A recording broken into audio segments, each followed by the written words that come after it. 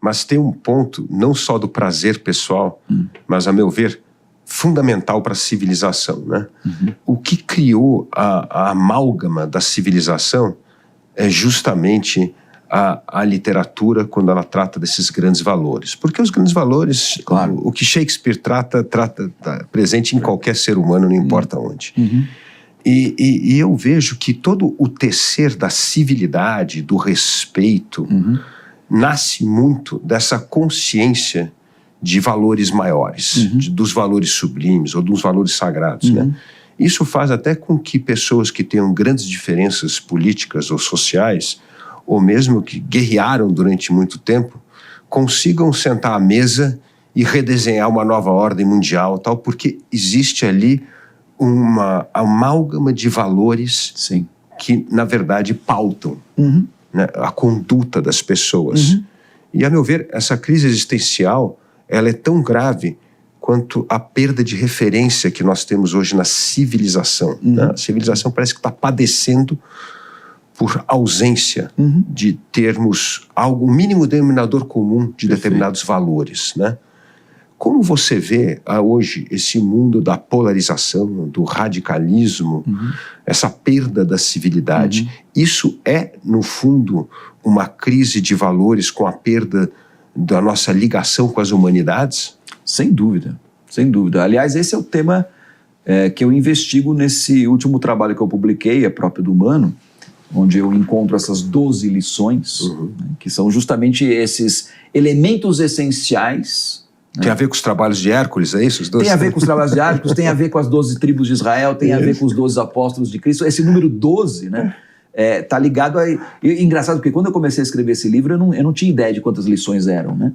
Depois eu fui vendo que, a partir dessa leitura cuidadosa, aprofundada da Odisseia, conectando, são mais de 20 anos que eu venho trabalhando com os clássicos da literatura, e a gente vai percebendo as conexões, né, que os temas se repetem. Né? Isso, inclusive, foram os meus alunos que me despertaram para isso. Puxa, Dante, a gente já está aqui lendo, discutindo tantos livros, e engraçado como a gente sempre volta para os mesmos temas. Né? E uma vez uma aluna perguntou para mim, quais são os temas essenciais da existência humana? E eu, na hora, não sabia responder para ela, mas eu falei, eu vou atrás disso aí. E aí cheguei nesses 12 temas. Né? E estão todos lá. É impressionante. E toda vez que eu vou para a literatura, e não só na literatura, no cinema, nas artes plásticas, né? Na fotografia, a gente começa a perceber que na filosofia, a gente volta sempre para esses mesmos temas. Né? E eu acho que são essa busca por esses valores essenciais, né? que perpassam, né, todas as culturas, todas as civilizações, todas as grandes religiões. É impressionante. Claro, a gente tem as identidades, a gente tem as especificidades, né, mas existe algo em comum, assim como todas as pessoas que vivem nesse mundo, né, têm dois braços, 2 pernas, um nariz, 2 olhos, assim por diante. Da mesma forma, né, esses valores, né, eles de uma maneira muito peculiar, né, cada um com a sua característica, na sua cultura, na sua língua, no seu tempo. No entanto, existe algo que nos une. Não há dúvida. Há algo que nos conecta, né, enquanto humanidade, né, não só no espaço, mas também no tempo, na cultura, né, nas diversidades, assim por diante. E eu acho que esse hiperdesenvolvimento de um aspecto meramente cognitivo, meramente técnico, ou pior ainda, tecnológico, tecnologicista, né, cientificista, nos afastou desses temas essenciais. Né? Então, nesse livro, O Próprio do Humano, eu tento um pouco resgatar esses valores. Né? Então, assim, é próprio do humano ter de sair, é próprio do humano querer voltar, né? É próprio do humano ter fé, esperança, né? É próprio do humano saber pensar, refletir, discernir, decidir, né? É próprio do humano ter coragem, é próprio do humano ser astuto, né? A astúcia ou a sabedoria para enfrentar as situações do dia a dia, né? E depois todo aquele conjunto de virtudes que tem a ver com o saber viver. Né? É próprio do humano ser curioso, querer conhecer, é próprio do humano querer contemplar, ser contemplativo. Nós perdemos essa virtude da contemplação, né? A gente não consegue mais olhar para uma paisagem, para uma árvore, para um campo, ou para uma criança, para uma pessoa amada e se permitir, né? Ficar um tempo olhando e admirando e agradecendo pelo fato daquela coisa existir, né? A gente está sempre com pressa, né? Tudo é visto, a gente não percebe mais as transições do caminho, a gente está tão focado na meta que a gente perde a dimensão do caminho. Então, a contemplação é um valor humano fundamental, né? A celebração, saber celebrar, saber parar, né? Eu no meu livro uso um texto que eu gosto muito, que é A Festa de Babette, da Karen Blixen, que depois virou um filme maravilhoso também.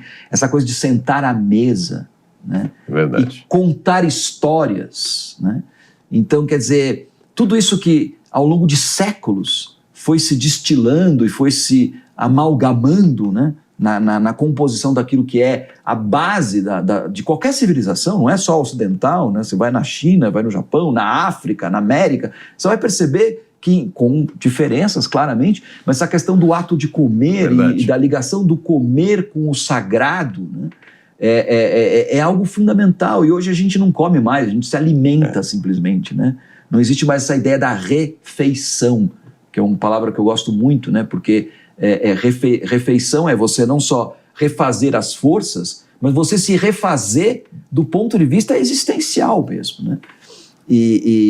Então, essas são apenas algumas das lições, né, que não fui eu que inventei, mas que eu acabei encontrando, né, nessa leitura sistemática e aprofundada dos clássicos da literatura, tomando, claro, o livro essencial que serviu a base, né, o início da série, né, o plano piloto de tudo que foi a Odisseia de Homero. Com certeza.